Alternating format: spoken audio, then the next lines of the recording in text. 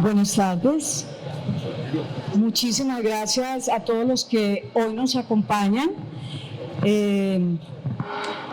Soy Lucrecia Piedrahíta, arquitecta y curadora de arte, muy contenta de estar acá, aceptando la invitación del arquitecto Jaime Sarmiento.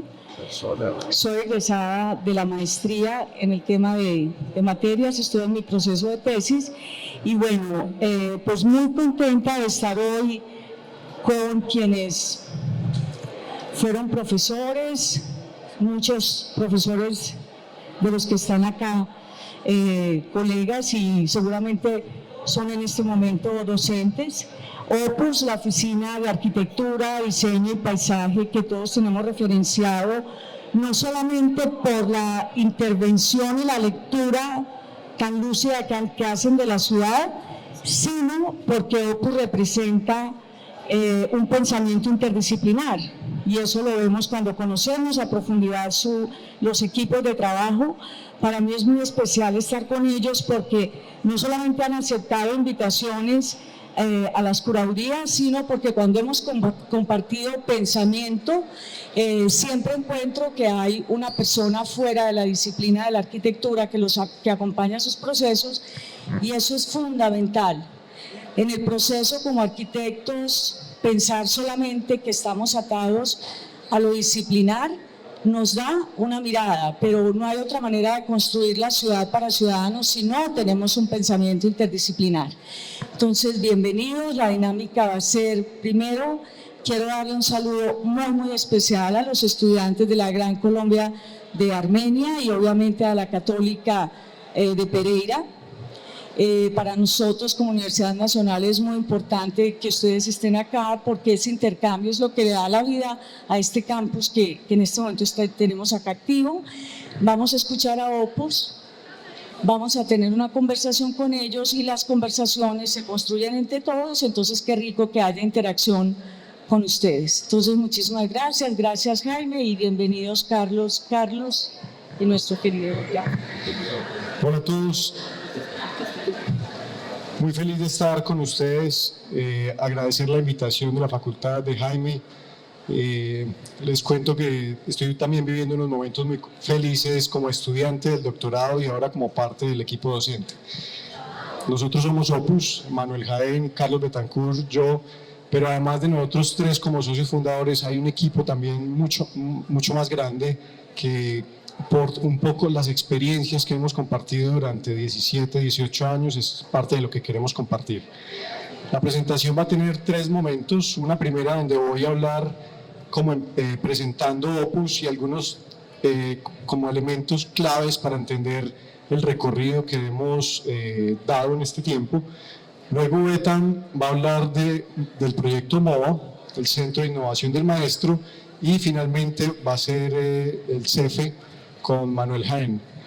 Al final nosotros vemos esta presentación como tres proyectos y eso es parte también de lo que queremos compartir, cómo hay unas ideas que construimos y que planteamos desde el diseño de una organización que también sirven como plataforma para que surjan otros proyectos como MOA y el CEFE.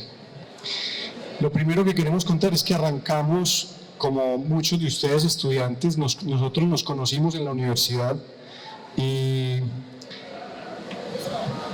nos unió la pasión por el diseño. O sea, nosotros primero nos encontramos que había en común pasión por el diseño y a partir de eso empezamos unas conversaciones, unos encuentros, unos cruces que nos permitieron construir una amistad, que esa amistad también es hoy parte como de lo valioso de esta relación y que lleva además un proceso de construcción y de crecimiento entre nosotros desde lo profesional y lo personal y lo humano, que además también es una situación y una construcción como de afectos que también consideramos que hace parte de todo el equipo de trabajo. Además de esa pasión, en el momento de formación, los tres vivimos un periodo muy interesante porque en diferentes ciudades de Colombia, Bogotá, Medellín, Barranquilla, se estaban haciendo proyectos urbanos y en especial el caso de Medellín, que vivimos, digamos, una infancia y una juventud con situaciones de violencia muy fuerte, muy crítica, el estar estudiando arquitectura y en ese momento estar en los procesos de la transformación urbana, de los proyectos urbanos, fue muy interesante y en parte la idea del proyecto urbano para nosotros se volvió clave. Tanto que la sigla Opus es como una sigla de oficina de proyectos urbanos que lo encontrábamos como una estrategia de transformación. A partir de eso empezamos a trabajar juntos y muy como de volvernos a juntar después de la universidad salió el concurso de Plaza de la Libertad, decidimos encontrarnos, realizarlo y al final terminamos ganándolo y eso fue maravilloso porque aunque cada uno de los tres tenía una ruta de vida distinta, nos permitió tomar una decisión otra vez en común y es decir, hagamos de esto un proyecto más grande que no sea solamente Plaza de la Libertad, sino que Plaza de la Libertad sea como un proyecto de un gran proyecto que denominamos Opus. Es así como fundamos Opus, nosotros tres arrancando en ese proceso, y fue muy bonito como empezar también a hacer otras conversaciones de qué era esa cultura de emprendimiento, cuáles eran esos procesos que hay detrás de hacer una empresa de diseño, cuando también el panorama de las empresas de diseño en Colombia es muy poco. En general, la práctica profesional ha estado muy limitada a algunas acciones que más adelante vamos a hablar. El terminar también un primer proyecto y de alguna forma celebrar ese último vaciado de la placa era como empezar un proceso que también se une a una intención de, también al hacer una empresa también se está haciendo país y se está generando una plataforma de intercambio y de procesos de muchas personas y de muchos equipos. En estos 16, 17 años han pasado alrededor de 200 personas por nuestros talleres y realmente nos enorgullecen las relaciones, los procesos, el crecimiento de muchos de ellos, tanto a nivel nacional como a nivel internacional. En general en estos años hemos tenido unos procesos también complejos y nos fijamos unos objetivos. Al principio creíamos que solo siendo arquitectos era suficiente, pero resulta que no es suficiente y que había que aprender de otras cosas. Después pensamos que trayendo gente que supiera otras cosas podíamos hacerlo. Tampoco nos dimos cuenta que no era suficiente. Entonces empezamos a ver que también nosotros teníamos que hacer unas conversaciones y eso nos ha permitido ir creciendo, pero encontrándonos que hay momentos donde hay problemas, hacemos diagnósticos y volvemos a rediseñar todo el proceso para seguir adelante. Entonces los procesos de diseño también nos han servido para los proyectos, pero también para el diseño del proyecto Opus como tal. Hay un gráfico que en una de esas reflexiones queremos compartir, que es una reflexión que hace Paul Nakazawa, un profesor que habla sobre la práctica de la arquitectura. Y él dice, en general, hay tres dimensiones para el arquitecto. Uno es lo disciplinar, el otro es lo profesional y el otro es la práctica. Lo disciplinar está relacionado al conocimiento y la técnica. La profesión está relacionada a la ética y el mandato social. La práctica está relacionada al valor y el contrato. Esto también que queremos compartir es muy importante porque a veces estamos muy enfocados de pronto en lo disciplinar, en lo conocimiento y la técnica, que es muy importante, o también algunos en la profesión, y de pronto a veces se nos olvida también el tema de la práctica. Y resulta que hay unos indicadores importantes a tener en cuenta. La disciplina se mide por diplomas, la profesión se mide por procesos de liderazgo, por la docencia, por procesos de decanaturas, de ser presidentes de sociedades colombianas, pero también están los reconocimientos de los gremios, como los bienales, como las menciones, como los concursos. Y finalmente está la práctica de los contratos. Los contratos es el documento que te muestra el indicador de que hay alguien que valora tu trabajo y que también se está desarrollando. Entonces, en ese sentido, también nos dimos cuenta que además de ser buenos arquitectos, de tener premios, había que pensar también en diseñar la práctica y parte de ese proceso es lo que hemos estado como haciendo en paralelo. Y esta es una de esas imágenes de esos talleres donde así como diseñamos proyectos y hacemos estos ejercicios en conjunto, también hemos diseñado un poco el proceso y entender cómo Opus, de pronto como firma, se puede ubicar en un espacio que en general consideramos vacíos. Porque muchos arquitectos tienen una práctica individual, algunos son colectivos que se asocian informalmente y de ahí saltan unos arquitectos que trabajan con unos, lo llamamos dominantes locales, que son por ejemplo dentro de una universidad o dentro de una constructora, que tienen una caja más grande que depende de otro elemento, y finalmente los dominantes internacionales, que son estas grandes empresas que están llegando también con diseño. Entonces veíamos que también pues, podía ser un referente para el gremio de tener empresas netamente del diseño, como lo existen en muchos países, y es parte como de los retos que hemos estado trabajando. Hoy hemos definido pues, como una plataforma de colaboración, flexibilidad, creatividad, con posibilidad de aliarnos con todos esos actores que les mostrábamos previamente. Hay tres principales retos que nos parecen como los que sustentan nuestro trabajo. El primero, entender la fragmentación social y espacial, que es una condición común del urbanismo global. El segundo, la desconexión con la base natural que soporta la vida, que está muy marcada por esta disociación de elementos que en la realidad están unidos, como es la sociedad y la naturaleza. Y finalmente, el desconocimiento del valor del diseño. Nosotros mismos a veces ni sabemos cuál es el valor de los diseños que hacemos y cómo comunicarlos, y eso es parte de los principales retos que trabajamos. Y sobre esos tres hemos planteado tres como conocimientos estratégicos: cómo generar procesos de diseño participativo, vinculante, que permita integrar diferentes actores, cómo también entender el diseño con la naturaleza. No solamente construimos piezas inertes o materiales inertes que afuera está lo verde o afuera está lo natural, sino que también hacemos cómo poder hacer procesos regenerativos también de diseño. Y finalmente, diseño en convergencia, y es entender la condición de tecnología y de toma de decisiones en tiempos reales que hoy permiten las plataformas tecnológicas. Con digamos que esos tres temas son los que agrupamos como en ese conocimiento estratégico, con esa idea de generar tres estrategias que solucionan esos retos que hablábamos, esos problemas que hablábamos anteriormente: tejer relaciones, armonizar la relación ser humano-naturaleza y diseñar, actuar. O sea, que realmente lo que diseñemos se pueda realizar, genere acción, implique movimiento y transformación. Parte clave de este proceso de co-creación. Nos interesa, sabemos que hay momentos de aislamiento donde se requiere también una reflexión y un pensamiento, pero nos interesa mucho también el trabajo co-creativo y las posibilidades de que varios cerebros pensemos un mismo problema en un momento es tal vez mucho más rápido y efectivo que un solo cerebro pensando durante mucho tiempo. Por supuesto, habrá unas decisiones que implican en las diferentes etapas sus vinculaciones. Y el diseño pensado desde la arquitectura hasta la arquitectura del paisaje, entendiendo la arquitectura como el diseño de las piezas y la arquitectura del paisaje como todo el diseño de los espacios abiertos en diferentes escalas. Eso nos permite entender también que nos aproximamos a la sociedad como a estos campos. Posiblemente habrán otros que iremos desarrollando futuro, pero son ahí donde encontramos que podemos entregar valor.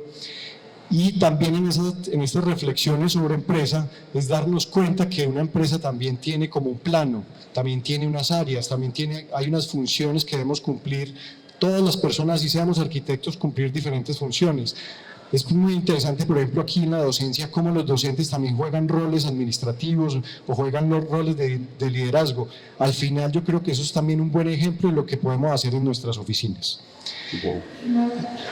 Queríamos terminar esta primera parte mostrándoles también que hemos reflexionado mucho sobre las etapas de los proyectos. En la parte de arriba se ve lo que es el decreto 2090, las 4 fases, pero que se agotan un poco con las situaciones reales de toma de decisiones de los proyectos. En la línea verde es las fases que tiene un estructurador inmobiliario, que son también distintas a las del arquitecto. Entonces, por eso es que a veces el promotor o el estructurador financiero va por un lado con unas fases y el arquitecto va con otras. Nosotros, tratando de mediar estas dos situaciones, construimos esta franja amarilla, que también fue una revisión de las fases que tiene la RIVA en Inglaterra, el PMI y otros elementos que nos permiten entender que más que 3 o 4 fases, hay muchas más fases, y que hoy con metodologías BIM incluso empiezan a haber subfases dentro de ellas y que son muy importantes para el desarrollo. Y eso nos también amarraba a unos temas como de Design Thinking, que nos permiten que hay fases de entender, de explorar, de materializar, y que incluso dentro de cada una de esas frases también se repite como en escala de esas situaciones de proyectos. Finalmente, estas ideas, digamos, como estos elementos nos han permitido llegar a diferentes lugares en Colombia, en áreas urbanas y rurales, con clientes privados y públicos que de alguna forma han visto el valor que hemos entregado a partir de estas aproximaciones, y un equipo que actualmente es como de 20 personas y que está dinámico y también varía y crece dependiendo también de lo que vamos desarrollando. Vamos a pasar entonces a mostrar el primer proyecto, MOA. Gracias, Carlos. Bueno, muchas gracias pues de nuevo por la invitación. Me gustan estos espacios nutridos, como usando el edificio tan bello como este. Bueno, voy a mostrar este proyecto que es MOA, Centro de Innovación de Maestro, diseñado con el Parque Explora para la Alcaldía de Medellín. Digamos que siempre nuestros proyectos y nuestra... Perdón, a ver, ¿dónde me hago yo? ¿Por acá? ¿Me hago acá? Ok. Bueno, entonces... pero la cámara está aquí, yo me hago acá. Bueno, entonces, digamos, es muy importante entender por qué se hacen los proyectos, o sea, cuál es, digamos, el propósito. Y este proyecto parte de reconocer, digamos, las dificultades y el potencial que tiene la educación como motor de transformación de la sociedad. Entonces, digamos, revisando la Secretaría de Educación en su momento con ProAntioquia, hacían este análisis de cómo, digamos, realmente la educación no ha cambiado significativamente, a pesar de que tenemos unos retos cada vez más fuertes. Estaba en una presentación ayer y decían que el conocimiento de la humanidad se duplica cada 73 días. O sea, es una cosa absolutamente vertiginosa, pero digamos las dinámicas educativas pues son bastante, digamos, continuas, ¿no? y iguales a lo que eran antes. Entonces, este proyecto pues intenta desarrollar este proyecto, este centro de innovación del maestro, para hacer una reflexión sobre la práctica de los docentes de las instituciones públicas en Medellín. Y, digamos, el objetivo es consolidar un escenario de formación, intercambio y experimentación y encuentro de los maestros en Medellín, que mediante el principio de aprender haciendo y enseñar demostrando, permita mejorar la calidad educativa en la ciudad, con prácticas de enseñanza recontextualizadas que transformen los procesos de aprendizaje. Esto es producto de un trabajo muy largo, pues, de un equipo de expertos en educación. Y de ahí sale este proyecto que lidera el Parque Explora, hace una convocatoria y ganamos, digamos, la participación en este proyecto. Entonces fue muy interesante porque el reto aquí fue, digamos, aportar a espacializar las conversaciones de expertos en pedagogía, maestros, digamos, que están en campo, algunos estudiantes, en fin. Entonces nosotros pues éramos unos traductores un poco de esas conversaciones y convertíamos esas ideas en espacios. Entonces, la charla de hoy es un poco, no es mostrar tanto el proyecto, sino qué hacemos los arquitectos para que las cosas sucedan. O sea, por qué es importante hacer los proyectos, pero cómo se llevan a cabo, cómo se desarrollan. Entonces pasaré de unos aspectos técnicos, otros de gestión, pero la idea es cómo hacer que las cosas sucedan. Entonces este proyecto tuvo, digamos, un componente que nos gusta siempre replicar, y es el diseño participativo. O sea, cómo no estamos dentro de la oficina imaginando las cosas, un poco con unas mínimas conversaciones con el cliente, sino que es muy importante ir a contrastar con las lógicas presentes en los territorios, con los usuarios finales, con los diferentes grupos de interés. Y este proyecto, digamos, de diseño participativo fue muy bello. Estuvimos en espacios de maestros, en colegios públicos, en campo, con esta estrategia bellísima del Parque Explora, de un MOA móvil. O sea, es una especie de carrito que iba a estos lugares, desplegaba algún mobiliario, y de lo que se recogía y de esas interacciones pues se llevaba al taller para ir convirtiéndolo en proyecto. Unas conversaciones muy interesantes con unos expertos nacionales e internacionales. Y creo que entonces ahí hay un primer reto: cómo traducir esas conversaciones, cómo convertirlas en programa, cómo ponerles dimensiones, proporciones, técnica, y, digamos, cómo ser unos intérpretes un poco de estas conversaciones. Entonces, digamos, una segunda idea es este proyecto como nodo estratégico ambiental y motor del distrito de innovación, entendiendo la importancia de que este centro no fuera solo un edificio con un programa, sino que fuera un plan, o sea, un programa, quiero decir, digamos, de política pública que intentara transformar la educación en la ciudad. Pues qué mejor lugar que el distrito de innovación para armar parte como de ese ecosistema y para aportar e enriquecerse de ese ecosistema. Entonces una primera tarea fue buscar en diferentes lugares dónde iba a ser el proyecto, digamos, con unas características de accesibilidad, de posibilidad de interacción con otras instituciones, en fin. Y finalmente el lugar que se encontró fue este parqueadero del Jardín Botánico, que está, digamos, al lado del Parque Explora, de las canchas Bicentenario y Centenario. Esto fue un reto muy interesante, fue un lugar absolutamente desolado, un lugar, digamos, un espacio de parqueaderos en un lugar privilegiado de la ciudad, es un nodo de la estructura ecológica principal. Entonces el reto un poco fue pues cómo reinterpretar ese espacio anodino y también vincular este espacio de calle, una calle difícil acá, cómo vinculábamos el edificio con este lago y con el paisaje circundante. Entonces, esto es lo que encontramos, un parqueadero con unas celdas de parqueo, unos árboles un poco pues, malas condiciones por todo este tema pues, del reflejo pues, del calor sobre el pavimento, y entendimos que un reto era cómo duplicar ese suelo público, ese suelo que estaba desaprovechado, cómo, digamos, amplificar el primer piso de la ciudad. Entonces, algunas referencias, el highlight en ese momento, pues, nos parecía interesante, estuvimos visitándolo, estuvimos en unos colegios y experiencias disruptivas de aprendizaje en lugares como San Francisco, otra parte del equipo estuvo en Finlandia, en fin, y eso iba aportando al lugar, pero esta idea de duplicar el espacio público y cómo, digamos, ir localizando un edificio sobre ese punto, empezamos, digamos, a plantear ese reto. Entonces, cómo desde el punto de vista bioclimático, cómo recostar el edificio hacia el lago y tener en cuenta las visuales, y vamos poco a poco, digamos, descomponiendo ese volumen, entendiendo el programa y, digamos, llegando a esta configuración que lo que permite es, digamos, diluir ese límite entre el interior y el exterior. O sea, nosotros somos de formación pues, arquitectos, luego nos interesamos, digamos, en el diseño de las ciudades, en los proyectos urbanos, pero cuando hacemos la maestría de paisaje un poco se nos revuelve todo, y cuando nos piden un edificio queremos hacer un parque, cuando nos piden un parque queremos hacer un edificio, es una cosa muy bonita, y es, digamos, hacer la práctica de los bordes, creo que es algo que enriquece, digamos, nuestro oficio. Entonces, esa idea de diluir, diluir los límites interior-exterior hace que descompongamos un poco, fragmentemos el programa, digamos, incorporando partes del exterior al interior. Y cómo enriquecer estos espacios estériles de parqueadero con, digamos, unos edificios que leviten sobre este parqueadero que debería continuar existiendo abajo, un poco hackeando esos espacios, digamos, residuales de la ciudad contemporánea, de infraestructuras de transporte, de vehículos, cómo reinterpretamos y cómo incorporamos eso a la estética de la ciudad, ¿no? Entonces, un poco el edificio flota, y en ese momento pensamos cómo el parqueadero podría ser también un espacio utilizable. De hecho, lo usan para conciertos, seguramente habrán ido algunos de ellos debajo del edificio, y ha funcionado bastante bien ese espacio inferior. También genera pues, los ingresos económicos del parqueadero, y, digamos, nos decidimos, digamos, a repoblar un poco de árboles este lugar para fortalecer también ese nodo de la estructura ecológica.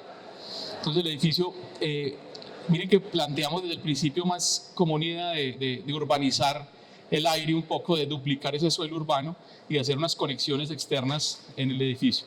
Entonces, digamos, el programa va apareciendo conectado por esas placas que vuelan, y, digamos, como una estrategia del Mad Building, o digamos, de edificio tapete, va colonizando ese espacio, un poco también inspirados en la lógica de la Universidad de Antioquia, que tiene, digamos, esa disposición de patios que incorporan las porciones de vacío de exterior. Y como también la idea de diseñar para todas las formas de vida, y entender que ese parqueadero, además de tener este problema del automóvil inmóvil, de tener un edificio encima, un edificio con un equipamiento público, también debería incluir otras formas de vida. Por eso, pues, nutrimos el proyecto con una arborización importante, que está creciendo en este momento. Las fotos son un poco viejas, los árboles ahí van. Muy bien, entonces el parqueadero pues, se convierte en este equipamiento y empieza a aparecer el edificio. Este es el edificio como está en este momento. El parqueadero sucede con toda tranquilidad debajo, y el proyecto pues, está localizado en la parte superior. Entonces esta sección me parece interesante, porque aquí mostramos cómo un poco el edificio es un puente para aproximar esta calle con el lago. Es casi que un puente, un recorrido para cruzar y disfrutar de ese paisaje lejano de las montañas. Este es, digamos, lo que esperamos, que cuando crezcan los árboles, un poco sea la imagen. Va poco a poco, ahí va el edificio pues como poblándose. Bueno, de estas conversaciones, ¿cómo vamos de tiempo, Manuel? Bien, perfecto. Listo, entonces, en esas conversaciones había unas frases muy interesantes. Una maestra decía que les gustaría como siempre ver el cielo, alguien decía eso, o qué bueno tomar tinto viendo las montañas, o qué bueno poder cultivar en los jardines, en fin. Entonces, digamos, todas esas expresiones coloquiales, esas necesidades, esa valoración del clima nuestro y el viento tan agradable que tenemos acá, ¿cómo podíamos aprovechar esos espacios para generar un poco relaciones sociales?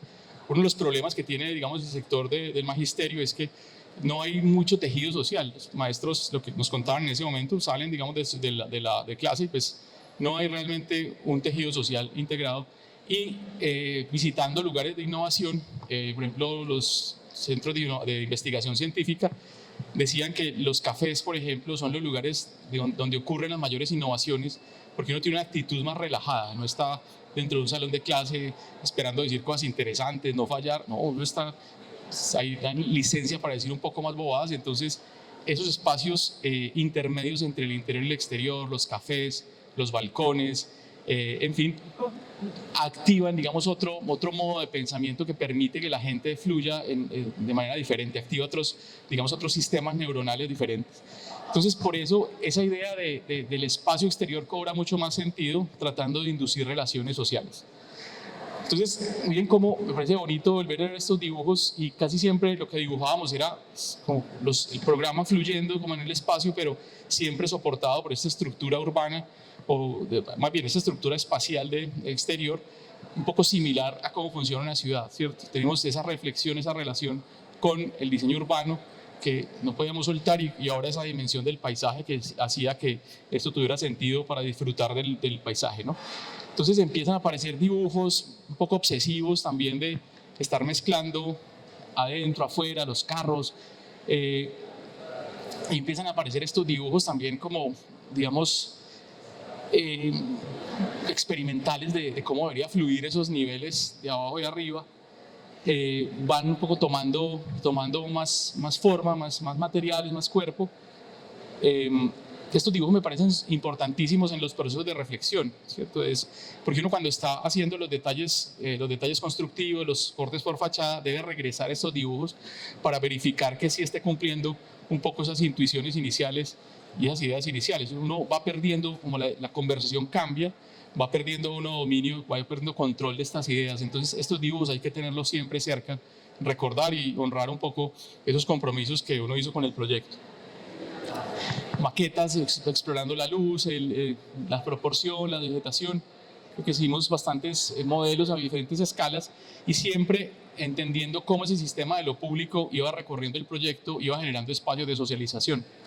Ya aparecen estos renders un poco más elaborados, donde miren que casi que ni siquiera habíamos entrado mucho al edificio, es cómo armamos primero esa urbanidad, y digamos estos espacios que a veces no se sabe si están adentro o afuera, que tienen una relación visual con hitos importantes del Distrito de Innovación en este caso, y empieza a aparecer el edificio ya digamos, cumpliendo algunos de esos retos, otros complicados de lograr, pero en general quedamos muy contentos con ese piso público en varios niveles, ¿no? Como casi que una especie de mil hoja, ¿no? que se despliega y que va teniendo una lasaña, no sé qué sé yo, va teniendo como capas de estratos un poco de uso.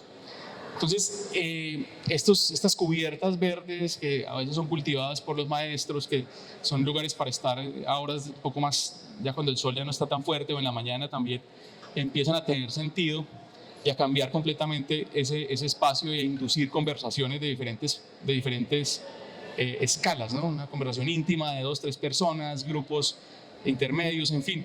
Creo que hay que diseñar esos espacios, esos recintos, estimulando diferentes tipos de conversación. Bueno, más de cómo la vegetación empezaba a colonizar el espacio, e incluso la materialidad es más de la lógica del espacio público, ¿cierto? Como estos son elementos en altura que entran directamente al edificio y continúan siendo esa materialidad digamos, de la calle, ¿no? Y cómo entonces empezamos a tener ya estos retos digamos, de cómo manejar la vegetación. Aquí, digamos, rechazo un poco para tener cubiertas verdes. En ese momento pues no estaba tan claro. Ahora acabamos de Manuel va a mostrar ahora el edificio del CEFE, que una cubierta verde enorme, pero cómo entonces resolvimos de forma sencilla para tener cuidado con el mantenimiento. Estos edificios tienen unos presupuestos de mantenimiento muy bajos, entonces hay que blindarlos para que el mantenimiento, digamos, no destruya el edificio cuando cambia de gobierno y no tiene afectos por el anterior que los dejan abandonados. Entonces, cómo el edificio se prepara para reducir el mantenimiento en lo posible, ¿no? Entonces, miren cómo esa idea de ir aproximándose al edificio desde el exterior hacia el interior, de lo general a lo particular, empieza ya a descubrir, a entrar al edificio y ver cómo se relaciona. Digamos, esto es casi una conversación de ir y venir, entrar, salir del edificio. No es algo lineal, yo creo que es un proceso que va en muchas direcciones, hacia adelante, hacia atrás. Pero entonces seguimos con esa idea de diluir el límite interior-exterior y empiezan a aparecer estos dibujos también como obsesivos de tener grandes espacios, un poco como este que está acá. Pasa como lo que está sucediendo acá, esa multiplicidad de relaciones, ese cruce, digamos, de ver qué es lo que está pasando en los diferentes salones para entender los procesos del otro, ¿no? Entonces, esa idea es intencionada para, digamos, visibilizar los procesos creativos de los maestros en diferentes, como pasa en los talleres acá, tal cual. Entonces empiezan a aparecer estos dibujos donde el exterior también no solamente tiene ventanas, sino como unos filtros, como unos velos que permiten que el viento entre y que tenga ese contacto permanente. Dibujos también del mismo sentido de entender, de siempre tener un exterior en todos los puntos. Collage también. Y luego pues ya va llegando, digamos, ya la resolución al detalle con materiales, proporciones, redes, técnicas, en fin.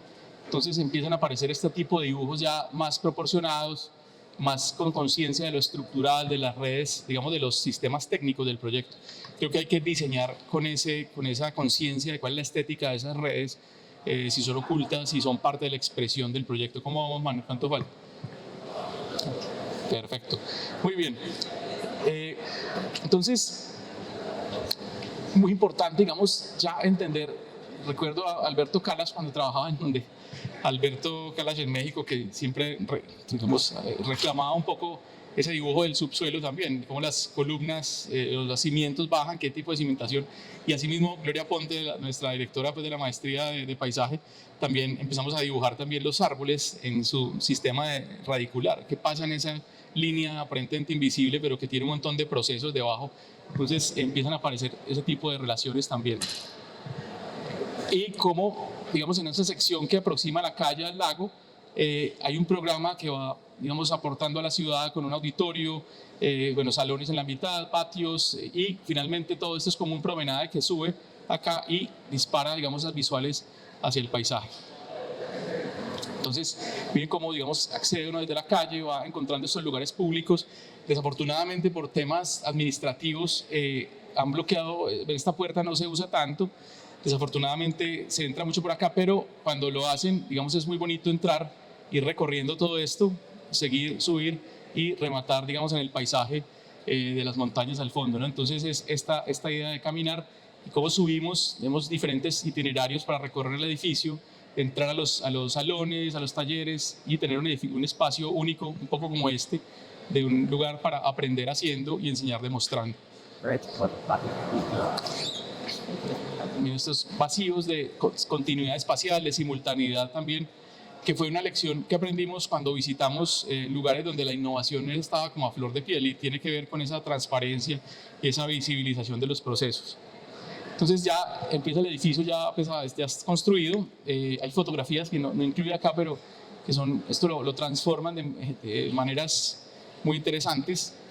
Aquí, digamos, hay procesos de maquetación, hacen, digamos, ya trabajos más manuales, se utilizan herramientas y es el centro, digamos, del espacio por esa idea de aprender haciendo, ¿no? Y enseñar demostrando que todo esté a la vista. Y sobre este espacio, digamos, fluyen los otros talleres y laboratorios con temas diversos que no contaré mucho hoy. Al final los veremos de pasada. Muy bien. Entonces, como uno en la obra va verificando que esas hipótesis iniciales correspondan a esas discusiones, esas conversaciones, y cómo, digamos, estos dibujos van convirtiéndose en dibujos de Revit, en dibujos, digamos, en 3D, y finalmente cómo esto sucede y empiezan estas plantas a crecer y a nuevamente a tratar de hacer un interior-exterior simultáneamente.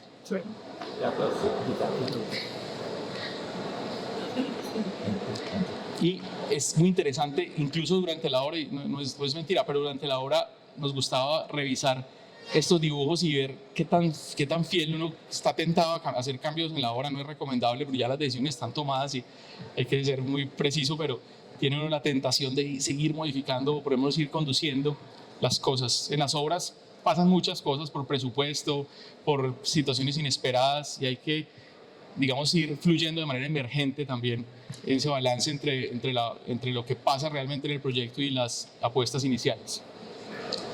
Entonces ya son laboratorios de lectura, lugares de espacios colectivos, hay unos lugares, y que es esta idea de marcar el paisaje y es como, digamos, el edificio se convierte en una caja de resonancia, digamos, en un visor, digamos, de los espacios. Entonces las fachadas no responden a la composición, digamos, de cómo se ve desde afuera, sino cuál es la experiencia desde adentro hacia afuera. Entonces hacíamos estos recortes de paisaje, algunos velados, otros completamente francos, y le jugábamos un poco a la silueta del relieve de las montañas con esos planos de quiebrasoles que iban como enmarcando el paisaje con unos recortes como estos que vemos acá. Y entonces aquí pues empezamos a ver cuando vayan al edificio, digamos, se ve bastante bien digamos, estos recortes de paisaje que van, digamos, jugando con las siluetas de las montañas, ¿no? Y como ya técnicamente un sistema, digamos, de diferentes densidades de permeabilidad ayudan a que entre el viento, a tamizar el sol, a permitir que realmente ese interior-exterior funcione de manera fluida y con confort climático. Entonces enfocamos algunos de los espacios y digamos como este reto fue muy bonito de manejar concretos diversos. Unos elementos prefabricados de concreto vaciado. Aquí se instalaron unos elementos de GRC, aquí digamos unos T-Lab, todo con pigmento, digamos, incluido en la mezcla. Entonces hay unos retos de que el color, que tiene diferentes tecnologías o diferentes tipos de uso, pues vaya fluyendo entre ellos. ¿Eso qué es? Okay. Bien. Entonces, digamos cómo todas estas apuestas iniciales que surgen de conversaciones van teniendo una repercusión técnica en el proyecto. Aquí, por ejemplo, vemos cómo esta articulación entre la estructura, por ejemplo, para poder tener una cubierta liviana y cómo, digamos, se cuelgan los prefabricados de GRC que enmarcan los espacios, pues un reto de coordinación técnica importante y despiece muy minucioso de esos prefabricados que, digamos, que van acortando tiempos de desarrollo, ¿no? Realmente estos prefabricados pues hacen un poco ir rápido y tener unos resultados controlados. El concreto es complejo por temas de pigmentación, de vaciados, pero creo que fue un reto interesante usar los concretos para un edificio que iba a tener unos mantenimientos muy bajos. Creo que el edificio se ha portado bastante bien en cuanto a su integridad. Pues bueno, hay muchos pájaros que entran pero bueno, bienvenidos. Y finalmente voy a pasar rápido por acá, algunas imágenes de lo que sucede en el edificio. Hay, digamos, bastantes espacios interesantes como, digamos, espacios multifuncionales de aprendizaje, hay, digamos, laboratorios o espacios, estos son los laboratorios, el de bricolaje, el espacio central de maquetación, de producción de objetos, y laboratorio de ciencias. Este es muy interesante y es un laboratorio de cocina y es como los profesores mencionaban, cómo podríamos enseñar a los niños a amar la ciencia como desde sus casas. Entonces, en una cocina se puede aprender, por ejemplo, los estados de la materia, de la evaporación, de la solidificación o el ciclo del agua, en fin. Entonces, ese espacio es una cocina diseñada para que los maestros entrenen en enseñarle a los niños experimentos que estén al alcance de su mano y un poco, digamos, democratizar el acceso, digamos, a la ciencia o democratizar el amor por el conocimiento y por la experimentación. Laboratorio, digamos, de audiovisuales, investigación, lecturas, laboratorios del cuerpo también con el director del Colegio del Cuerpo, se me olvida el nombre, también diseñamos un espacio para que podríamos aprender, Álvaro, aprender matemáticas con ritmo, con palmas, en fin, fue bellísimo, digamos, la construcción de estos espacios y auditorios, en fin. Este es entonces el proyecto, con estos retos y me da pues alegría ver, digamos, la dificultad de que las cosas sucedan, de todas estas técnicas de conversación, de ser unos traductores, de llevar las ideas que una vez fue. Es muy bello nuestro trabajo porque, pues quiero decirle, el trabajo de los arquitectos, porque uno tiene unas conversaciones por las que después va a poder caminar. Entonces, conversar con mis amigos y caminar por esas conversaciones construidas con mis amigos es una experiencia pues maravillosa. Muchas gracias.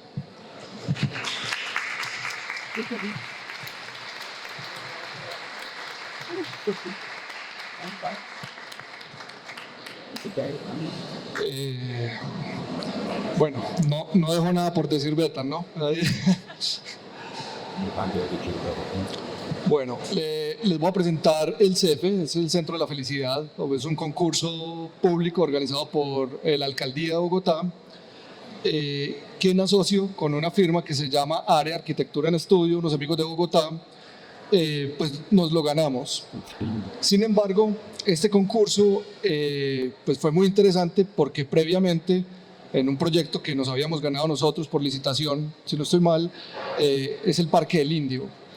El Parque del Indio fue un espacio, así como las uvas de acá, que tiene una extensión importante en vegetación, unos tanques de agua, pero alrededor de esto pues no pasa nada. En este Parque del Indio, pues digamos que había una situación sociocultural muy interesante, porque habían dos posiciones como completamente opuestas de condiciones socioculturales, pues unas muy favorables, otras más desfavorables, y la idea era que pudieran convergir en el mismo espacio, y ese proceso del Parque del Indio, pues digamos que planteó unos retos muy interesantes. Uno fue pues como conversar para entendernos, digamos, igual que en MOA, pues digamos el actor no es solo el cliente, sino hay muchos que van a interactuar en un proceso de estos, desde el alcalde hasta la comunidad, pasando pues como por los mandos de las distintas instituciones. Por supuesto, en ese proceso, con nuestro amigo Esteban es un personaje clave en el crecimiento de Opus, gran amigo, falleció hace 3 años ya casi. Inclusive con él estos dibujos son muy interesantes. Ahorita que Betan hablaba de traducir conversaciones, digamos que con Esteban logramos empezar a traducir esas conversaciones y formular unos planes para socializar y para recopilar ideas de esas conversaciones que Betan dice, no solo con el cliente, no solo con quien hace el encargo, sino con quien lo va a habitar y con quien suple necesidades reales en ese tipo de proyectos. Acá había unos retos muy importantes, articular pues digamos con una diversidad importante en términos de recreación y deporte, de protección de infraestructura, pues tiene un tanque de agua que abastece a 35.000 personas, es una cosa gigante, por supuesto una conexión natural con un entorno enriquecido, bellísimo, un tema de seguridad y tranquilidad, un tema de conexión con la naturaleza, de memoria viva. El Parque del Indio pues es porque justamente tiene una memoria indígena importante, un tema de reconexión con la naturaleza y de tejido social y participación. Estos eran muchos retos con los que logramos diseñar ese parque y pues finalmente reconociendo pues como los valores del otro, buscando estos encuentros donde se pudieran socializar acuerdos, se logró, bueno, articulando a todos los habitantes, a todos. Estas fotos son de Betan, parecen de National Geographic, pero realmente fue allá en el lugar, aprendiendo completamente, yendo con expertos, lo que mencionaba Lucrecia ahora, siempre buscamos a alguien que apoye pues como esas preguntas. Y bueno, esta foto me parece magnífica, o este collage más bien.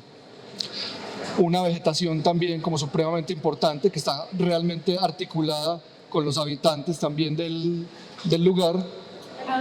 Y aparece esta condición donde está pues en Suba, donde hay 2 barrios y hay un tanque de agua pues grandote, y a partir de ese tanque de agua pues hay unas estrategias de diseño del paisaje donde se articula el proyecto pues del parque, que no voy a profundizar en el parque explícitamente.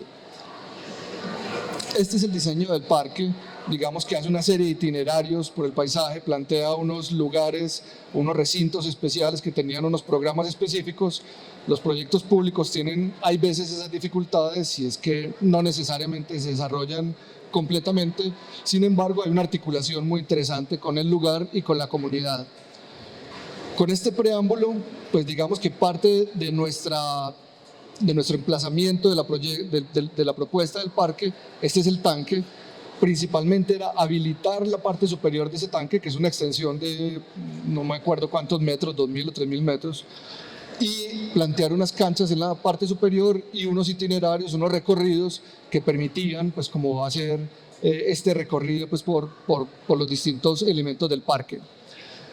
Entonces, cuando llega el proyecto del CEFE, es un edificio cerca de 12.000 metros cuadrados, una extensión importante en una ladera que pues también tiene otras condiciones técnicas importantes. Pensábamos que qué debería ser en términos conceptuales, pues como nuestro proyecto acá. Ahora Betan mencionaba en MOVA algo muy interesante, y era cómo MOVA era la transición entre la ciudad y posiblemente el lago del Parque Norte, y acá pues es lo mismo, es como una especie de recorrido que le da continuidad entre el parque y la ciudad, y el edificio hace las veces del límite de ese espacio que no está ni adentro ni afuera, que es parte de los dos mundos, y eso pues como que intenta hacer el edificio. Acá es muy claro pues como la estrategia de emplazamiento. Emplazamiento es buscar y generar relaciones entre todos los actores de todas las formas posibles, y nuestra estrategia de emplazamiento partía de darle continuidad al parque, que esta es una gran cubierta que la que mencionaba ahora Betan, como si uno desde la base del suelo, como el sustrato natural, levantara una capa, y ahí debajo de esa capa pues hubiera vida, ¿cierto? Literalmente, como si uno levanta una porción de grama y debajo de esa porción de grama hay vida, y este pues como que fue el esquema que guió en términos de cómo darle continuidad al parque con unas visuales importantes, incorporar un equipamiento deportivo, también otro edificio cultural, pero esto finalmente es ese puente que hace esa relación, ese recorrido, me parece interesante, entre parque y ciudad. Esa es la principal estrategia de emplazamiento, y es cómo configuramos un mismo relato en términos de ese recorrido entre ciudad y parque, o parque y ciudad. Acá, pues esta foto me parece interesante, es que no les quiero dar la espalda. Esta foto me parece muy interesante, primero porque sí se da cuenta pues como que prima la relación del parque, y es como este volumen, pues digamos encajado en la montaña, hace parte de esa misma imagen que plantea el tanque de agua, que ya estaba dispuesta hace unos años, y decimos, este proyecto lo que tiene que buscar es cómo la vida del parque prima, ¿cierto? Como si el edificio está cerrado, pues el parque se siga utilizando, o si el parque está cerrado, el edificio se pueda usar, que de hecho ha pasado. Cómo funciona como un límite entre parque y ciudad, lo que mencionaba anteriormente. Heidegger dice que el límite no es donde algo termina, sino donde empieza su esencia, y es decir, cómo se dan intercambios entre A y B, ¿cierto? Y entre A y B pasa algo raro, que es el límite, y cómo este edificio funciona como un límite entre esos dos escenarios, entre el parque y la ciudad. Por último, pues en planta es un esquema binuclear, son dos núcleos que lo que buscan es que funcionen de forma autónoma o conjunta, no solo entre ellos, sino también entre el parque. Entonces, por eso parece un puente que los une. Hay forma de articularse al parque, pero también hay forma de estar separados del parque. Si un domingo el parque no se abre la ludoteca y el equipamiento deportivo, o viceversa, o alguno de los dos. El relato programático hace parte de ese recorrido que mencionamos ahora. El programa para nosotros no es una lista de mercado que uno le va poniendo check y tiene unos metros cuadrados, sino que es cómo contar una historia, ¿cierto? Y posiblemente sea la historia de cómo subir a la ladera o al Parque del Indio desde la ciudad, o cómo descender desde el Parque del Indio hasta la ciudad, pasando por unos escenarios o por unos recorridos culturales y deportivos. Lo primero, pues ya lo mencioné, es la continuidad del parque en esta gran superficie donde hay un espacio de recreación, ocio y contemplación. Pues digamos que eso nos parece supremamente importante. No todos los espacios deben tener una función específica en términos de deporte o cultura, sino que hay un tema dedicado al ocio, de hecho muy relacionado con las teorías del paisaje, lo mismo que los recorridos. Debajo de esa plataforma, debajo de esa cubierta habitada, que es la prolongación del parque, está pues ya un espacio más equipado, digamos profesional, para natación, gimnasio y polideportivos. Digamos que es una apuesta muy interesante del distrito de llevar a estos lugares como unos equipamientos realmente valiosos y digamos de carácter profesional, y es para permitir pues como al alcance de todos un nivel de desarrollo en estas actividades pues deportivas y lúdicas. Por último, el centro cultural acá era un poco más largo, tenía una extensión como una especie de laboratorios. Lo que dice Betan, en obra cambian muchas cosas. Por último, el distrito decidió no hacer esta porción y se construyó solo esta. Esta era muy interesante porque se articulaba con el acceso al parque, generaba un relato también que conducía desde el parque al interior del edificio cultural y posteriormente del edificio deportivo hasta conectar con el parque en ese relato o en esa historia que se va contando en el proyecto. Ese relato programático pues se da claramente por una grieta que parte el volumen superior en dos, que genera esas transiciones de ir de un lugar a otro por medio de un programa pues que es como realmente activo uniendo estas dos actividades. Los esquemas, los dibujos, los bocetos, me parece realmente importante. Yo creo que a veces se nos olvida hacer una gestión documental más detallada de esto. Digamos que esto lo rebusqué para esta presentación. Betan a veces es mucho más juicioso que yo haciendo esto, que Carlos David, y realmente esto tiene un valor muy interesante porque se da uno cuenta cuando recopila y recoge como esos principios básicos de lo que se estaba buscando, y finalmente dice uno, bueno, estamos cumpliendo con esa promesa que nos decíamos al principio. Me parece muy interesante. Este hace parte de ese recorrido de llegada al edificio cultural que plantea una serie de terrazas que a la vez ventilan como los niveles inferiores y ese espacio pues para que la gente pueda estar acá. Lo mismo que la cubierta, el mirador que se ve al fondo, pues que es Bogotá completo, y estos lucernarios que más adelante les explicaré para qué son. Esta es la prolongación del parque, esta es esa cubierta habitada, la gran cubierta verde que decía Betan. Estos proyectos de espacio público deben tener una vida útil a prueba de batallas. Realmente es muy difícil pasar de lo doméstico a lo público porque digamos que cambia el volumen, cambia las proporciones de los pasamanos, cambia las proporciones de todo, y proponer un jardín así pues realmente fue difícil con el distrito. En últimas, cuando se explica como cuál es el interés de tener la conexión con el parque, de que sea el parque el que se prolongue, que sea un mirador, que sea un lugar habitado realmente y que permita pues como que esto lo disfruten todos de forma gratuita, pues van entendiendo y se van haciendo cuenta que lo que está buscando es uno generar un espacio que sea entre arquitectura y paisaje, ¿cierto? Que logre como ese vínculo completo.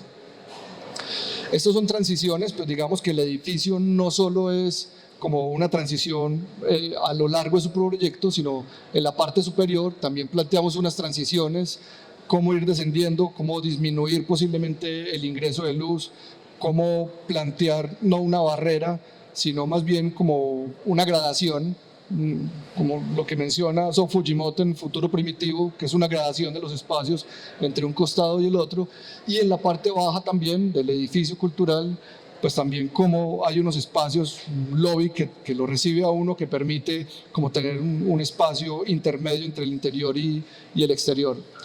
El parque, que también pues tiene esa posibilidad de funcionamiento autónomo, y las dos piezas pues volumétricas elevadas. Esta foto es muy interesante porque digamos que es claro como el parque, el tanque de agua, digamos lo que existía, la preexistencia, los itinerarios que nosotros logramos pues como en el diseño del parque, y este otro elemento pues como hace parte como esa misma lógica.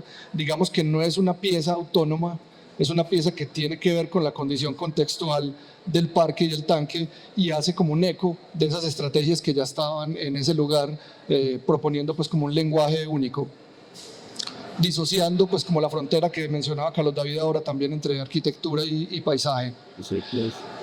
Las claraboyas en cubierta corresponden específicamente a buscar que este espacio, pues que es una piscina, la piscina es climatizada, pero si el espacio al exterior es como helado, que es el clima real como de Bogotá, entre 11 y 18 grados, es realmente frío. Además es una gran luz, son cerca de 13 metros de altura. Estamos buscando que estas claraboyas, pues por medio de iluminación natural, climatizaran el espacio, funcionando pues como un invernadero. Esto por supuesto lo calculan bioclimáticos. Lo mismo que la ventilación cruzada en términos de todos los espacios. Mencionábamos anteriormente, los edificios públicos o todos los edificios pues deberían tener una conciencia en términos de su costo operativo y pues acá también buscábamos eso, obviamente todo calculado.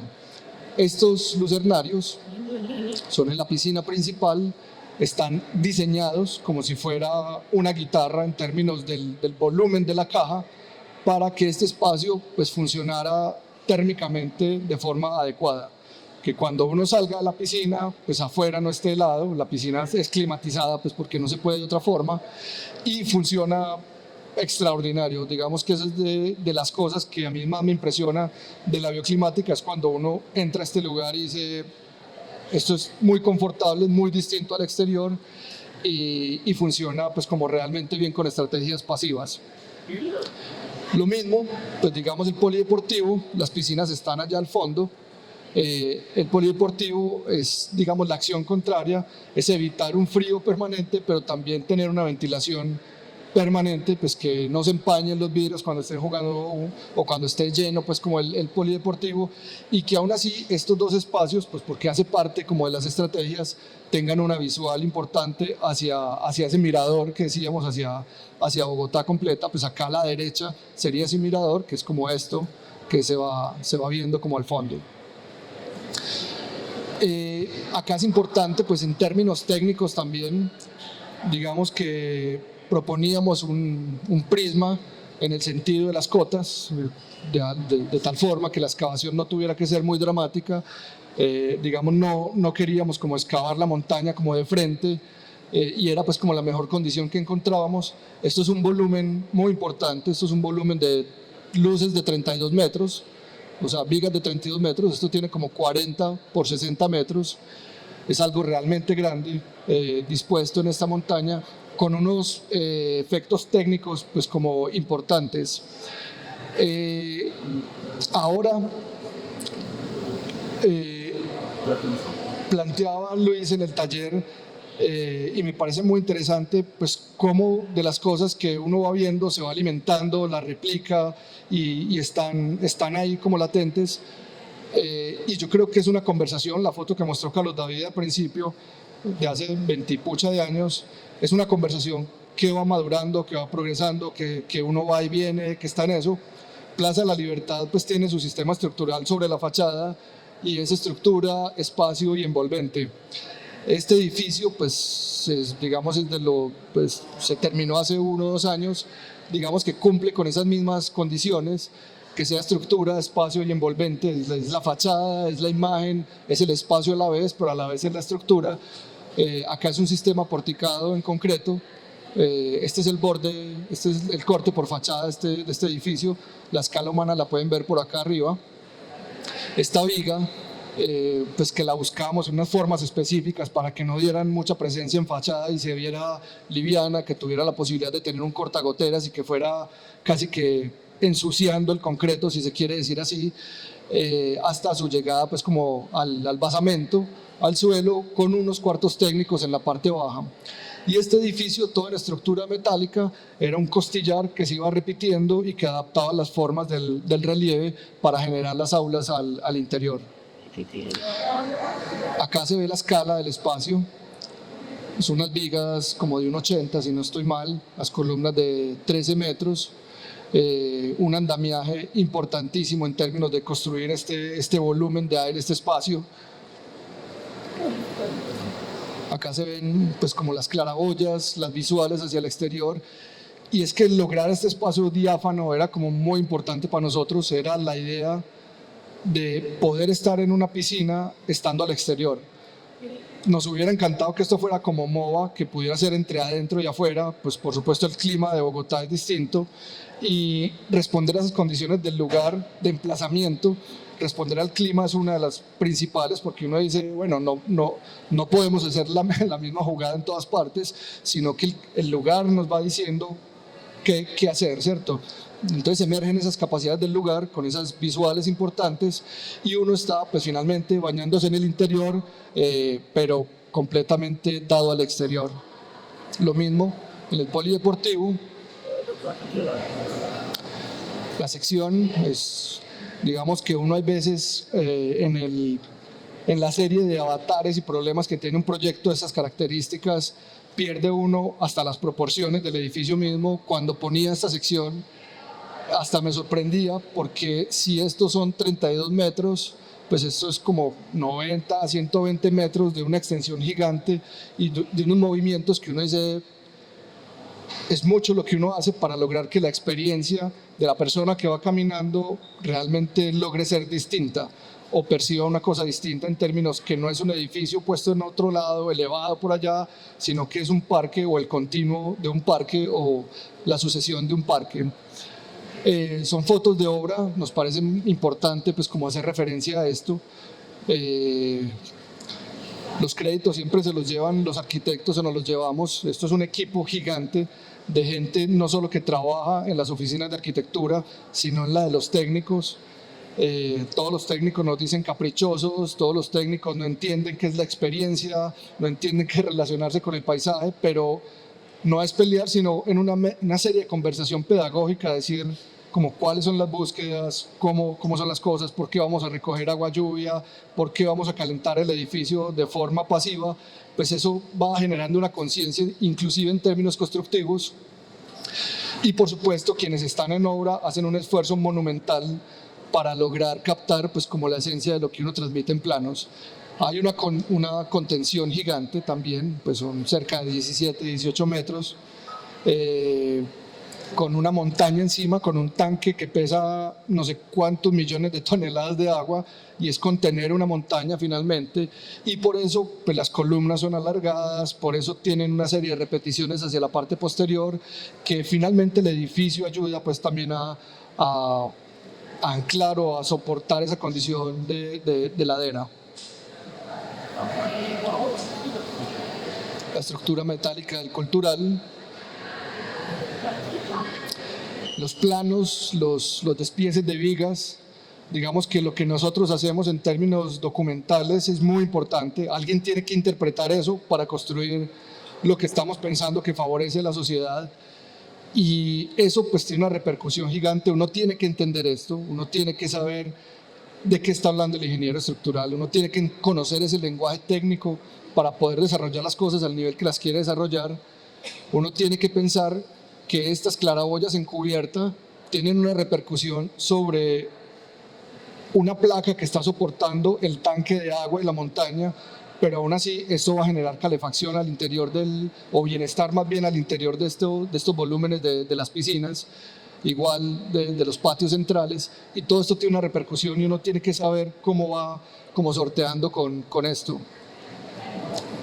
Cortes por fachada, detalles de las vigas, detalles de los lucernarios, y acuérdense de los dibujitos de Bethan que estaban rayados con amarillo los lucernarios, y finalmente es exactamente esto, y en la vida real es exactamente esto, como esa promesa busca como cumplirse. Por último, unas fotos. Digamos que las relaciones de límite no solo se dan en sentido horizontal, sino también vertical. Me encanta ver los proyectos desde afuera. Cuando Bethan presenta MOBA, me encanta ver con el tiempo la relación en altura que hay, que uno siempre lo lee como horizontal. Acá me gusta también encontrar estas relaciones pues como con el cielo del edificio, de una fachada que En este caso, pues nos dimos gusto en términos como de su marquetería y que el edificio pues como expresara los valores de otro material que no ha sido el concreto. Digamos que estamos experimentando acá también la relación finalmente del exterior hacia el interior, de esos vanos, pues, o esos volúmenes, ese gran volumen, pero con esta columnata pues que da presencia de un edificio institucional también y como público, de carácter público. El itinerario, el recorrido permanente, pues digamos que sería como el límite realmente, este es como esa transición entre A y B, entre el parque y la ciudad, y creo que es un punto pues como muy, muy interesante. Por último, pues como la relación de esas cajas de luz, digamos que de día pues es un espacio maravilloso, pero de noche se vuelve pues como también un espacio para socializar, si el frío lo permite, pero es un espacio realmente interesante, digamos, para pasar la tarde ahí, para hacer esa progresión del parque o para cerrar el itinerario del parque. Y bueno, ahí cerramos con esa idea de cómo esa cubierta pues, se vuelve como principio y fin del proyecto. Muchas gracias.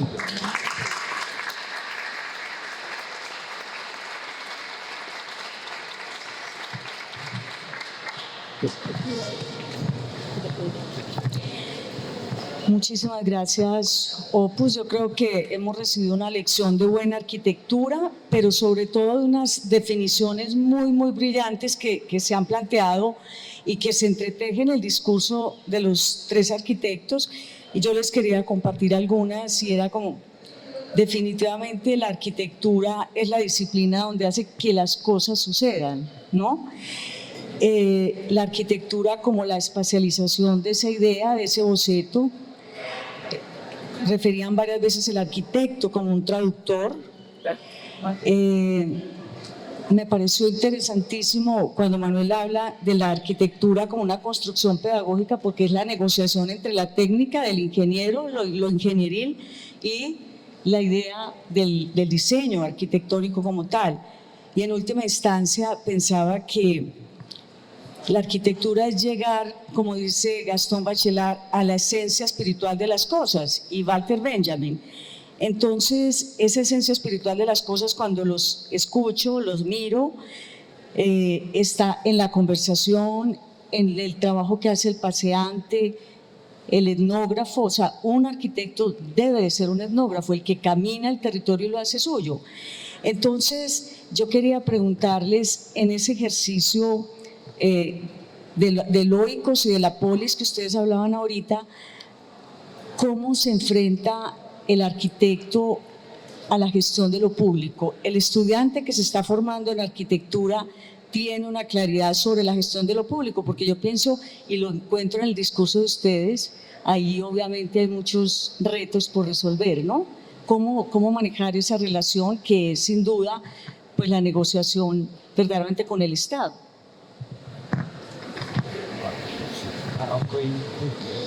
Sí, Lucrecia, estos antecedentes también han tenido como unas experiencias previas en lo público que han sido muy valiosas también, porque incluso yo creo que Opus es como parte de estas oficinas que también surgieron como de todos los procesos que pasaron en la ciudad, y creo que lo que hemos hecho también es tratar de compartir y llevar algunas de esas formas también a otros lugares. Precisamente este semestre estoy viendo una electiva sobre etnografía del espacio, que me ha parecido maravillosa la clase, y esta idea de mirar, escuchar, escribir, que en nuestro caso también sería escribir y dibujar, es maravilloso, y a la medida que he escuchado y leído los textos también me he visto cómo estamos como reflejados en muchos de ellos. Y casi que con una intuición, guiados también por Esteban Yepes, que hablaba Manuel, como que es graduado de la maestría de Hábitat de aquí de la facultad, que hicimos un equipo que nos permitió construir y desarrollar unas intuiciones, pero también unos intereses, porque cuando hablábamos al principio de esa fragmentación social y espacial es porque es real. O sea, realmente nos interesa que el diseño tenga capacidad de transformar esas situaciones, porque que también incluso lo podemos empeorar. Entonces, en ese sentido, es muy importante la conversación, la escucha. Nosotros hemos trabajado en diferentes lugares en Colombia y el paisa tiene una connotación negativa también cuando llega a muchos lados, porque es como, a ustedes vienen a imponer, ustedes nos vienen a decir qué vamos a hacer y nos cuesta también mucho decirles, no, venimos es a escucharlos, venimos es a tratar de que ustedes nos digan qué es lo que necesitan. Y ha sido muy bonito porque con el tiempo se construyen unas relaciones incluso de amistad y de afectos que hoy todavía se conservan y que también dan validez a los proyectos. Yo creo que el éxito del proyecto está relacionado a esa capacidad de empoderamiento que tengan las personas que habitan el espacio, porque ellos mismos lo van a proteger para el futuro y van a darle muchos elementos. No se ha logrado en todos, pero en algunos también lo hemos hecho. Cuando miramos esos dos edificios, que me parece supremamente interesante, me parecía muy bonito que si hay algo que encinta estos dos edificios es que ustedes trabajaron con maestros, para maestros, ¿no? En el MOVA, el maestro, el docente, lo que hacemos nosotros como profesores, y en este honrar los maestros porque están en una zona de todas maneras de un saber ancestral. Sí, me parece muy bonito ese ejercicio. Y por eso quería que Manuel dejara esta imagen de final, porque a mí me parece que aquí se da una respuesta absolutamente a los saberes ancestrales, a las tecnologías de punta, ¿no? Es decir, cómo ustedes plantean el edificio en esa línea sutil que conecta con ese tapete urbano y luego con las montañas de fondo, y cómo respeta y cómo se eleva ese mismo paisaje natural a la quinta fachada. Eso me parece absolutamente bello. Quería preguntarles, aquí específicamente en esto, ¿hubo algún trabajo de reconocimiento, digamos, de la cultura que hay ahí, leyendo, escuchándolos? En muchísimas conferencias, obviamente la gente que está en la zona también resguarda ese valor ancestral que es muy bello para ellos. ¿Cómo fue ese contacto de ustedes ahí? Que pienso que es otro aprendizaje bellísimo, ¿no? Sí, yo creo que esto, cuando hablamos de traductores y de intérpretes y de conversadores, yo creo que esta fue una experiencia muy bonita y un poco dolorosa también, realmente. Nosotros tuvimos un acercamiento muy interesante con el Cabildo Indígena de Suba, con el gobernador indígena, y digamos, al principio fue una relación muy tensa, ¿cierto? Porque nosotros veníamos en representación de la alcaldía, ellos pues no van muy bien con la alcaldía de ese momento. Entonces fue inicialmente, digamos, un proceso de construcción de confianza, ¿cierto? Hasta el punto que llegamos a decir, bueno, nos respetamos. Yo les decía, yo valoro y agradezco profundamente lo que me estaba aportando el proyecto, pero es difícil conciliar, o no es difícil, pero deberíamos más bien conciliar la idea de que ustedes consideran que esto es una montaña, que es un lugar sagrado, con la necesidad real de espacio público para unas poblaciones con un déficit, una carencia pues, de espacios abiertos increíbles, ¿cierto? Entonces, digamos, la invitación con ellos era, bueno, ¿cómo podemos aprender de lo que ustedes consideran importante y cómo, digamos, ponemos a dialogar esas dos situaciones? Entonces fue muy bello porque acordamos, ellos querían seguir adelante con una consulta previa y abiertamente lo decíamos. Yo les decía, sigan con su procedimiento de consulta previa si logran hacerlo maravilloso, pero seamos más bien, digamos, unos contertulios que no estamos de acuerdo en muchas cosas, pero que podemos aprender. Entonces fue muy bonito eso porque acordamos entender que no estábamos de acuerdo en muchas cosas, pero que podíamos de todas maneras cooperar, ¿cierto? Digamos, hay dificultades todavía del acceso, no está, digamos, funcionando, pero más por temas administrativos, pero la conclusión fue muy bonita y es que logramos proteger mucha vegetación que digamos que es vegetación naturalizada, son unos árboles que realmente no son nativos, pero digamos que son perchas, son el hogar de muchas otras formas de vida. Entonces, digamos, la conclusión con ellos fue, vamos a tratar de conservar la mayor cantidad de áreas, vamos a dejarla como está, ¿cierto? Entonces mira que muchas veces tal vez la enseñanza fue dejar de hacer en muchos puntos, ¿cierto? O hacer lo mínimo, o ser sutiles entonces hay unas áreas de extensión de unos árboles que son unas acacia de Rubens y acacia Currens, ya no se me olvidó, pero una acacia negra y otra de Currens, sí, donde realmente esos árboles no son adecuados para el espacio público, son árboles invasores de cierta manera, pero que tienen un gran valor, digamos, paisajístico, un gran valor, digamos, de percha para muchos animales que están ahí. Entonces, esa interacción con ellos nos permitió, digamos, valorar eso. Y todas esas plantas que mostró Manuel al principio, que son plantas realmente la naturaleza expresándose de manera silvestre, yo creo que con ellos acordamos eso, vamos a proteger y a cuidar estos lugares, más allá de sembrar unos jardines con pedigrí, complicados de mantener. Entonces, ¿cómo encontramos valor en esas preexistencias naturales? Así no fuera una vegetación, digamos, de bosque nativo, con un valor ambiental, pero sí tenía un valor, digamos, emocional, de calidad escénica, de percha para muchos animales. Entonces, creo que esa riqueza se la debemos a los indígenas del Cabildo de Suba. Y con MOA, bueno, con MOA realmente es más como, digamos, es lo que ya explicaba, esa relación de la cotidianidad y digamos, de ver cómo se podían reflejar esas prácticas de las aulas en esos lugares, ¿cierto? Y en otro momento les contaremos una experiencia muy bonita después de lo que ha sucedido en MOA con los talleres y todo, pero creo que ha sido realmente bonito escuchar. Es que es difícil, ¿no? Porque uno escuchar una conversación y convertirla en un espacio, eso es complicado, pero creo que ha sido, digamos, un buen ejercicio. Sí te quiero hablar, que te pase el micrófono, es que ¿por qué no me quieres hablar? Pues no, complementando lo que dice Betan, creo que es que, digamos, el lugar no es solo la interpretación de la topografía, ¿cierto? Sino todas las cualidades del lugar, principalmente culturales. Entonces, culturales, ambientales, y de alguna forma esa visión del paisaje pues nos liga mucho a esas dos condiciones, ¿cierto? De cómo se ha comportado el hombre con la naturaleza en su lugar específico. Entonces, inclusive en el discurso, pues nosotros ya decimos relieve, no topografía, porque la topografía es una condición métrica de medida y de gráfico de un relieve, y esas sutilezas en términos de lo que hablabas ahora de etnografía me parece como un punto clave. De hecho, pues mucha literatura asociada a nuestras lecturas creo que está relacionada con la etnografía. Los de Wade Davis, pues ni se diga, pues el profe de él es etnógrafo, Wade Davis es etnógrafo, y cosas de ese estilo, pues yo creo que van motivando mucho que a través de la literatura uno también logra hacer arquitectura, ¿cierto?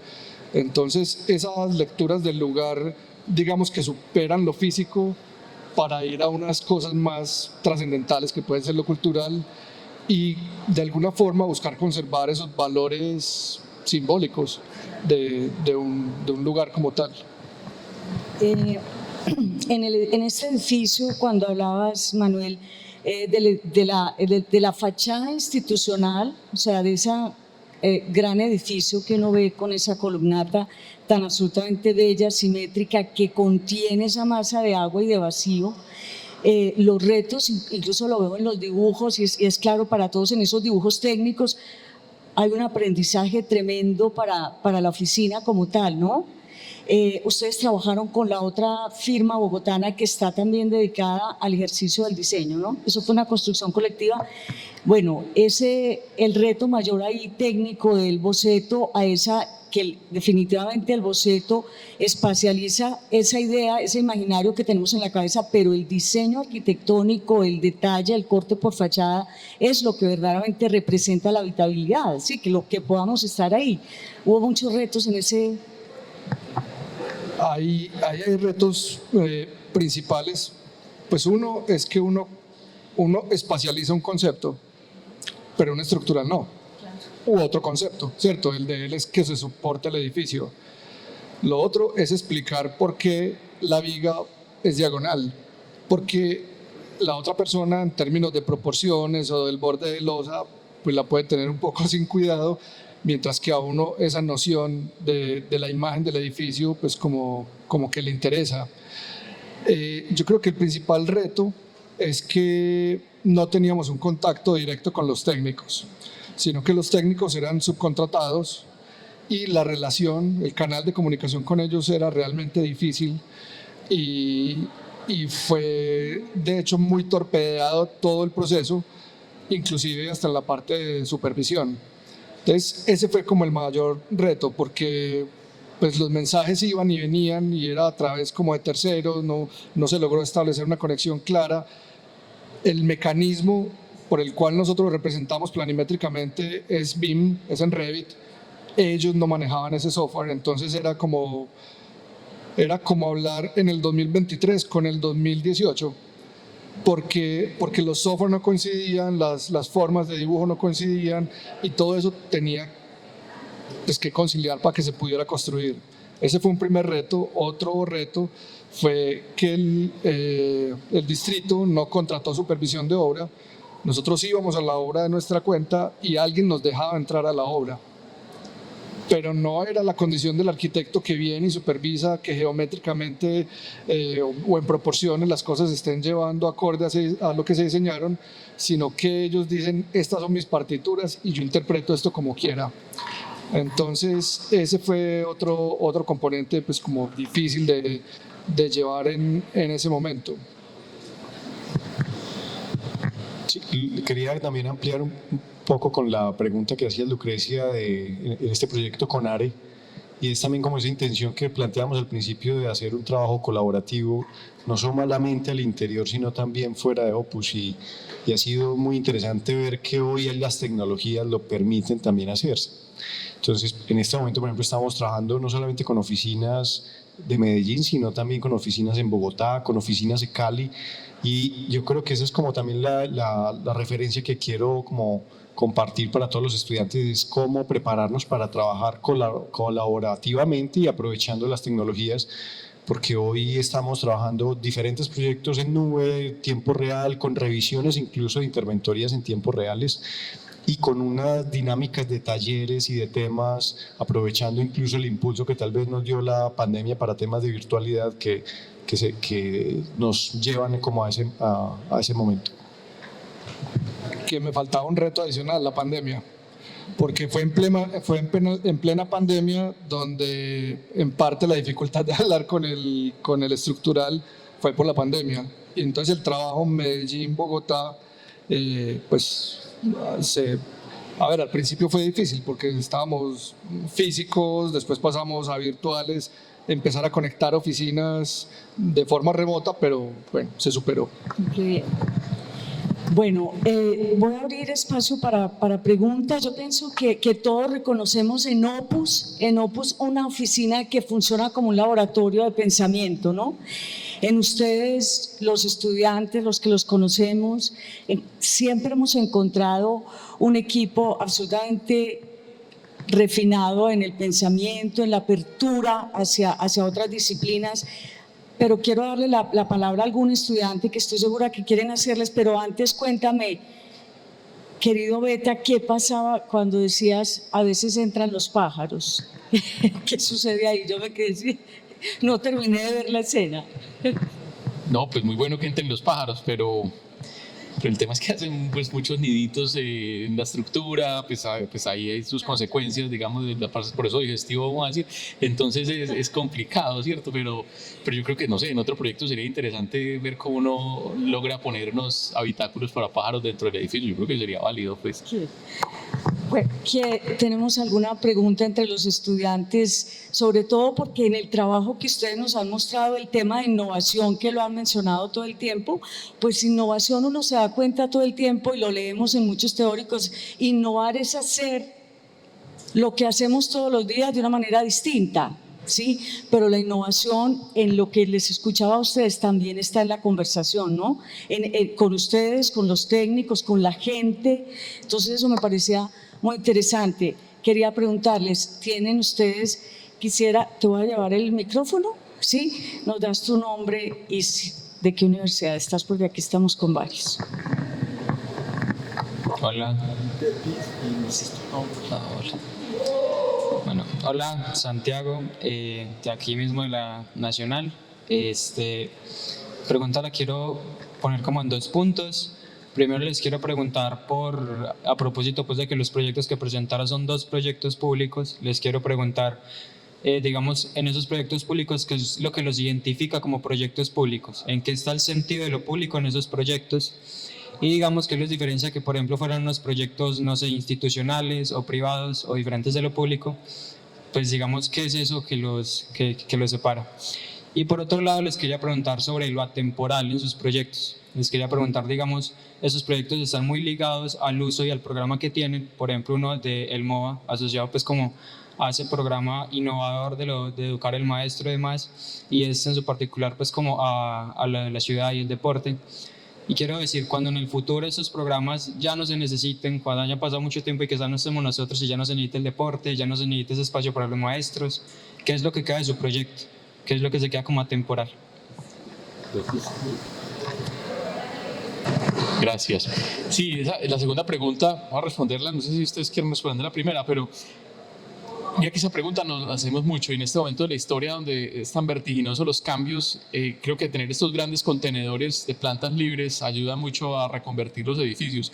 Pienso, digamos, en estas naves industriales, con lo que pasa, digamos, en el Matadero, lo que pasa en Puerto Madero, o en tantas partes donde, o aquí pues mismo en Bello, o aquí en el MAM, en fin, digamos, esos edificios de plantas libres de grandes alturas creo que se prestan mucho para ser reinterpretados a lo largo de la historia con otras necesidades que puedan tener. Creo que eso sería bueno. Lo otro, lo de lo público, yo creo que, a ver, hay unos aspectos como pragmáticos y es, digamos, los temas de mantenimiento, de operación, tienen que tener, digamos, a largo plazo unos comportamientos diferentes a lo que pasaría en lo privado, pero finalmente yo creo que no debería haber tanta diferencia entre unos y otros, porque como es, digamos, la ciudad que es continua. Yo pienso, por ejemplo, en los proyectos de los SESCI en Sao Paulo, son de alguna institución más o menos como Confama, donde son proyectos que se vierten, digamos, hacia el exterior, permiten la continuidad de la ciudad.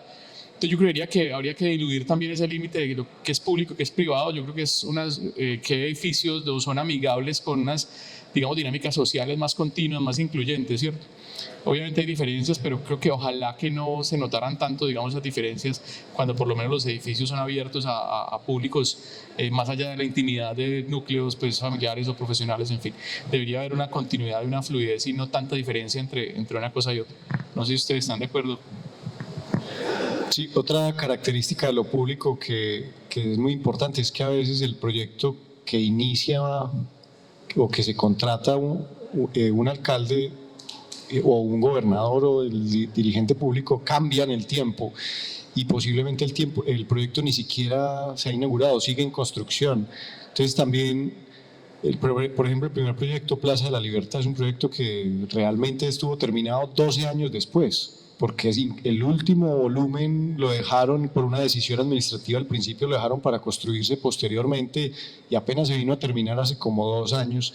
Entonces también hay unas lecciones ahí como con lo público en relación al tiempo y a cómo los discursos cambian y a veces hay contradictores y se abandonan los proyectos. MOVA estuvo también mucho tiempo quieto porque el alcalde que después llegó no quería como adaptarlo a todo lo que fue pensado y diseñado. Esperamos que ahora este nuevo alcalde, por ejemplo, vuelva y reactiva en esas situaciones o que en Bogotá también se haga apertura completa de los proyectos. Entonces, hay unas situaciones que están relacionadas como a esas redes o a esos ensambles desde los dirigentes políticos, de los actores que toman decisiones que hacen que los proyectos públicos tengan unas dimensiones distintas a la privada. Pero por otro lado, también contándote un poco la experiencia de lo privado, que fue muy importante también para nosotros, y nos estábamos dando cuenta que solo de proyectos públicos no era sostenible, porque no es tan fácil el acceso y porque ganarse algún proyecto, no siempre hay proyectos y además hay mucha competencia. Entonces también encontramos que era importante una actitud en ese marco de flexibilidad de cómo también podernos aproximar a otros tipos de clientes, y hemos construido también unos procesos muy bonitos por ejemplo, con el sector inmobiliario, lo que ahora estamos haciendo, por ejemplo, con Distrito Vera. Yo creo que va a ser un tema interesante como edificio incluso de alta densidad, o los proyectos que hemos realizado con instituciones privadas, por ejemplo, universidades, colegios, también muestran que hay otros espacios también donde la arquitectura la arquitectura del paisaje tiene mucho que aportar. Es que definitivamente no hay nada más político que la arquitectura, ¿no? Y en nuestro medio, pues lo que están contando ustedes y lo que lo vemos cotidianamente es ese ejercicio no de lo público, que debería ser la verdadera reflexión de la arquitectura, sino de la política, ¿sí? Entonces ahí se entra en esas dinámicas de un edificio que demora una década para poderse mostrar en esa idea inicial que ustedes tenían, pero bueno, pensemos en el lado bueno. Mantienen ustedes ahí el trabajo para esperar una década y esperar quién está de turno. ¿Tenemos otra pregunta? Sí, ¿allá?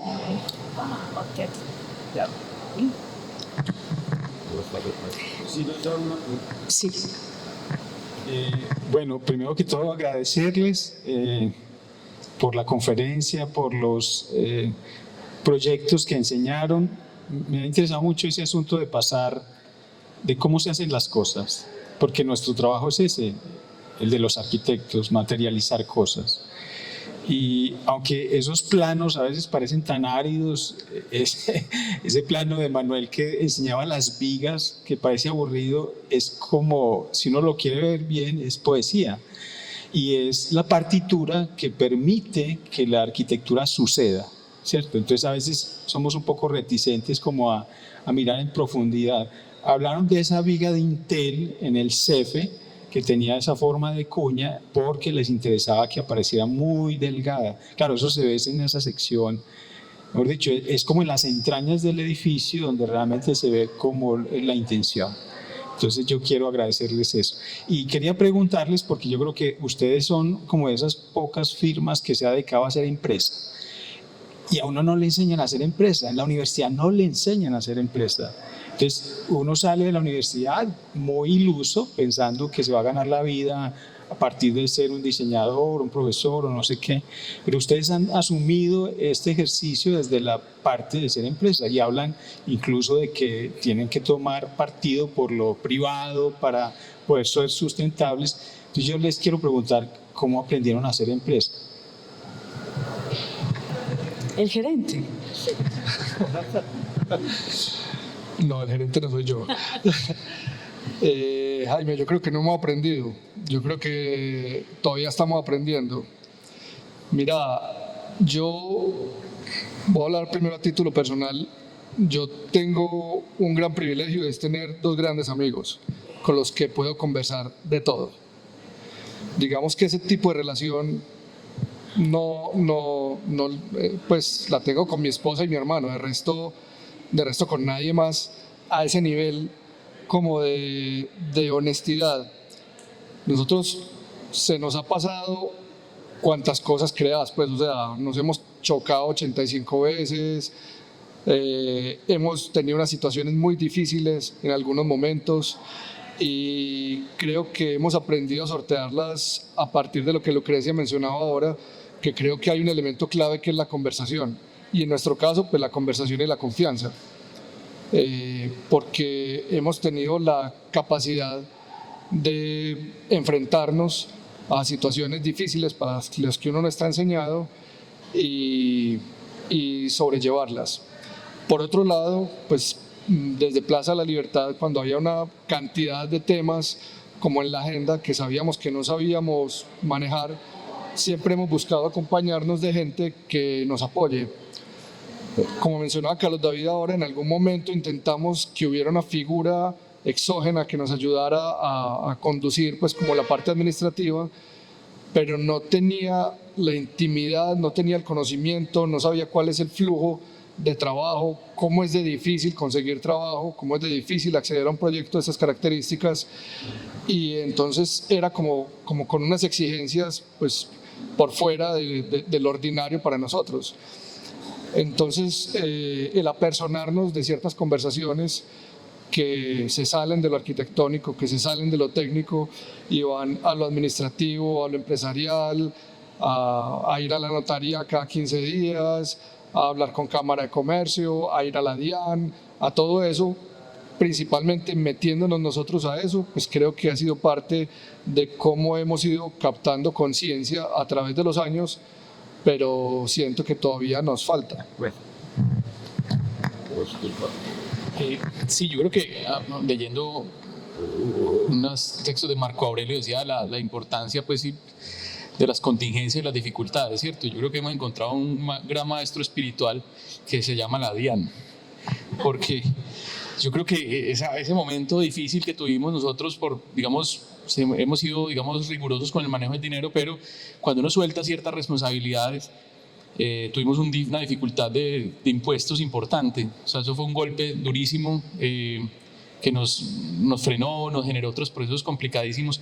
Pero entonces yo creo que esas contingencias, si uno las mira, las convierte en oportunidades, ¿no? O sea, cuando en Mompox también pues nos chiflaban en la calle cuando empezamos a hacer el proyecto de Mompox, que nos querían sacar de allá, nos decían fuera cachacos y cosas, que, digamos, eso lo convertimos en los procesos de diseño participativo, ¿cierto? Y ahora tenemos grandes amigos allá en Mompox, por ejemplo. Y esta digamos, situación complicadísima con la DIAN, cuentas embargadas, bueno, en fin, una cosa gravísima, nos ayudó, nos echó al agua y empezamos a buscar ayuda, ¿cierto? Entonces yo creo que hacer empresa se aprende haciendo, ¿cierto? Y, digamos, educándose también. Hemos estado en programas con Bancolombia, digamos, unas mentorías para empresa, con Confama también, con el Power.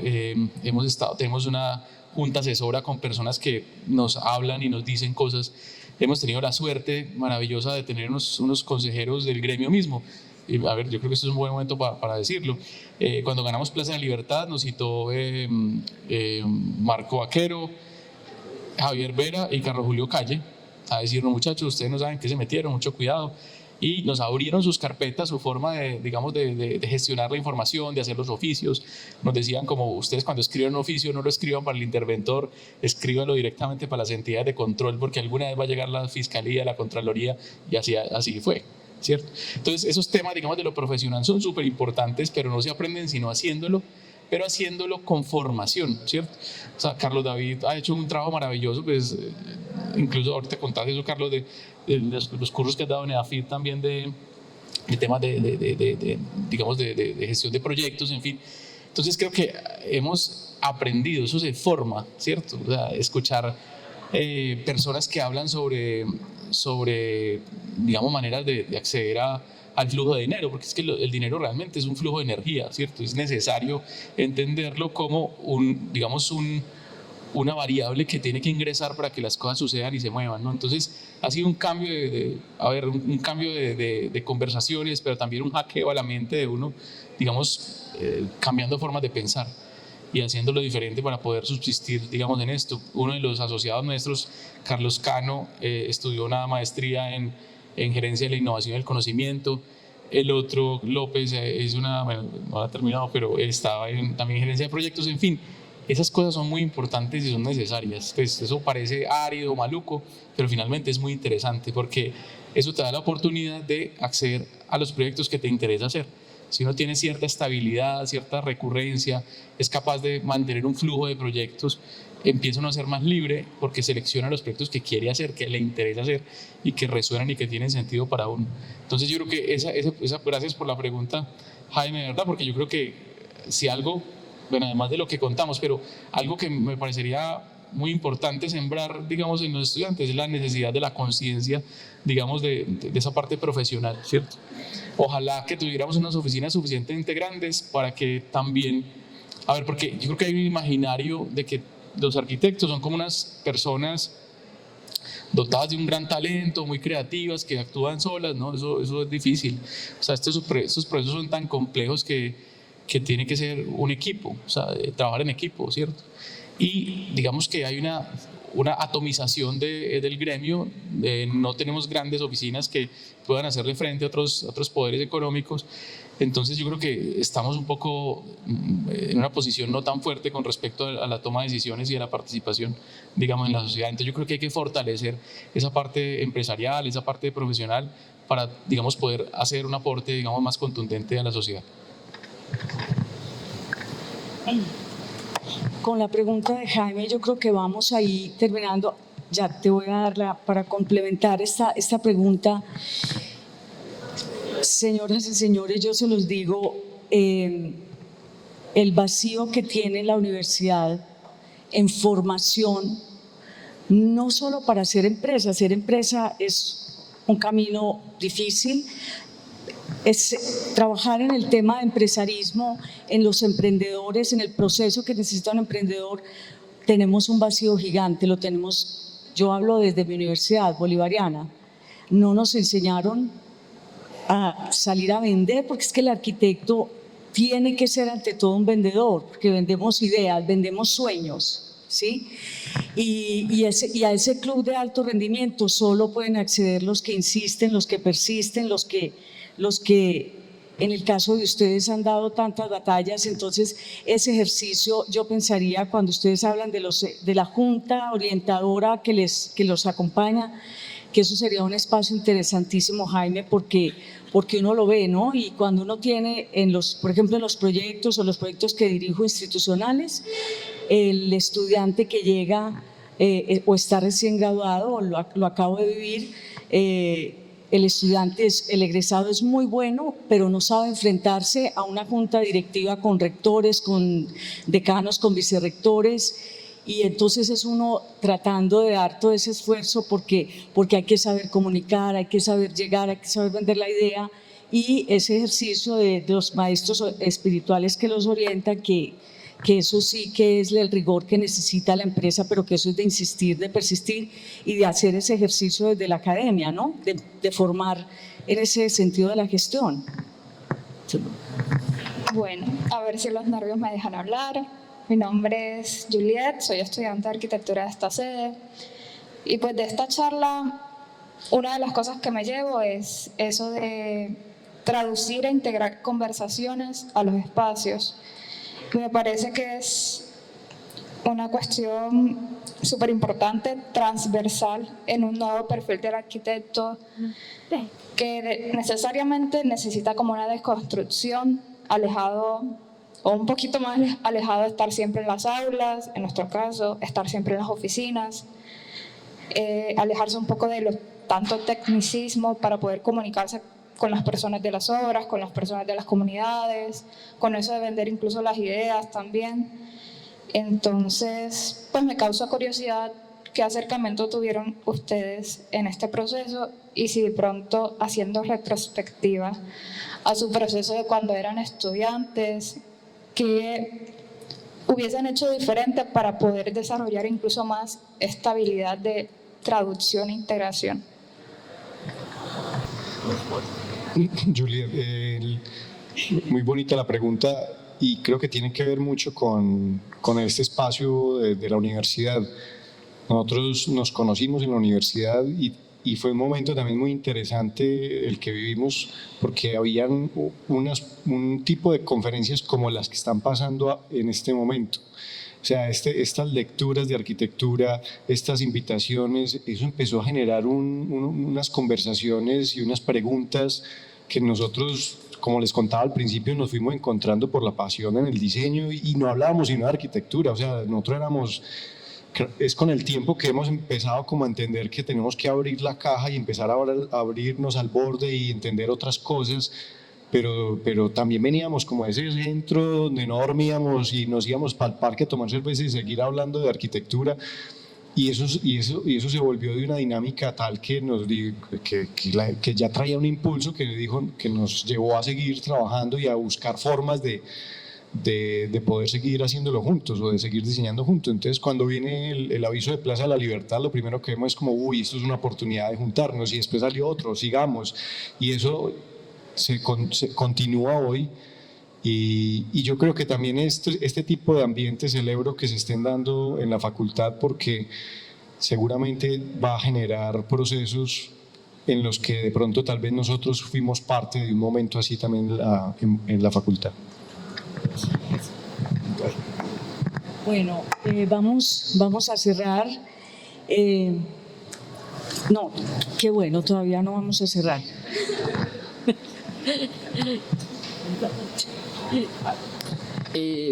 Bueno, mi nombre es Nicolás Mejía, yo vengo de la Universidad de la Gran Colombia de Armenia, y los arquitectos plantean un espacio llamado Laboratorio Cocina. Y yo me preguntaba, pues este espacio es algo que va más relacionado hacia los proyectos de vivienda que la cocina. Y me preguntaba cómo este espacio se va a relacionar a un proyecto que es más de un equipamiento y qué aspectos del análisis del proyecto los han llevado a que ese espacio esté implementado en su proyecto. Sí, yo comentaba algo, no sé, tal vez no fui muy claro, y es, digamos que este MOA era como, digamos, como los maestros podían dinamizar procesos de enseñanza y aprendizaje teniendo un laboratorio, digamos, de prácticas, digamos, docentes, ¿no? Entonces, digamos, cuando hicimos el laboratorio de cocina es para entrenar a los maestros y es como un niño puede desarrollar experimentos caseros, ¿cierto? Yo me acuerdo cuando estaba chiquito, era feliz quemando cosas, me encontré unos cristales de yodo y salía como morado y luego casi incendio la casa una vez, pero yo creo que la cocina es un lugar maravilloso para aprender sobre ciencias, ¿cierto? Yo creo que en alguna cocina, Manuel, pongamos a Carl Sagan, el de Cosmos, porque es que tiene mucho que ver una cocina digamos, con la astrofísica, por ejemplo, o sea, ese amor, pues con un divulgador científico como Carl Sagan, y es como la ciencia no es algo que sucede por allá, sino que es que está en nuestra cotidianidad. Entonces, digamos, ese tipo de relaciones, que es cruzar programas y cruzar, digamos, aspectos de la vida, creo que es muy interesante. Entonces, digamos, un niño que se interese por las reacciones químicas, echándole limón a algo o prendiendo una bombilla con un limón en fin. O sea, pueden pasar tantas cosas en nuestros espacios cotidianos que son experiencias de aprendizaje, y por eso, digamos, ese es el sentido de ese laboratorio de cocina. La casa, la ciudad, la cocina es un laboratorio de experiencias maravilloso. Entonces esa es la idea de introducir ese espacio para hacer puentes, digamos, con áreas del conocimiento. Hola, soy Andrea Tejero y pues estudio en esta sede. Me llamó mucho la atención cuando mencionaste que habían tenido un cambio de mentalidad sobre el dinero, o sea, que empiezan a transformarse ciertas creencias. Entonces quería saber qué otras creencias se les han desmontado o se han transformado a lo largo de todo este recorrido que han tenido juntos. No, a mí me encanta esa pregunta. Yo creo que la vida es un proceso de aprender y desaprender. Y a ver, no nos pongamos pues tan dramáticos, pero bueno, por cosas de la vida, digamos, me pareció interesante tener como un terapeuta, un psicólogo, y me ha parecido maravilloso ese trabajo de introspección. Y digamos una cosa que hago y creo que comparto con Carlos y Manuel es, digamos, estar monitoreando, estar revisando esas ideas arraigadas que uno tiene sobre las cosas, ¿cierto? Son ideas que se forman, digamos, en los primeros años de vida, donde uno, digamos, el cerebro se acomoda con esos, digamos, canales neuronales para responder de cierta forma a ciertas situaciones. Luego eso se refuerza en la academia, entonces uno considera que esa es la forma de responder. Entonces, por ejemplo, lo que contaba ahora Carlos de esa, digamos, fascinación con la arquitectura y un poco autista, creo que es algo que hemos desaprendido. O sea, me encanta la arquitectura, veo mis libros y vemos los libros que tenemos en la oficina de grandes maestros y me parece bellísimo, pero creo que hay que ir mucho más allá. Paul Nakazawa nos dijo una cosa maravillosa que creo que fue un mantra, y decía: yo no entiendo por qué los arquitectos latinoamericanos ven lo comercial como algo que va, digamos, en detrimento de la calidad de la arquitectura, cuando lo comercial es la relación que establece la sociedad que demanda un servicio de un grupo, de unos arquitectos que tienen unos saberes sobre el espacio. Entonces eso es una relación comercial, es responder a unas necesidades digamos, de la sociedad en general. Entonces yo creo que entender eso, o sea, hay mala arquitectura comercial, hay buena arquitectura comercial, pero yo diría arquitectura pertinente o no pertinente. O sea, desaprender y pensar que todas estas ideas, digamos, muy importantes de la disciplina, pero que a veces nos ciegan y nos ponen puntos ciegos de comunicarnos mejor con la sociedad, digamos, que necesita, ¿cierto?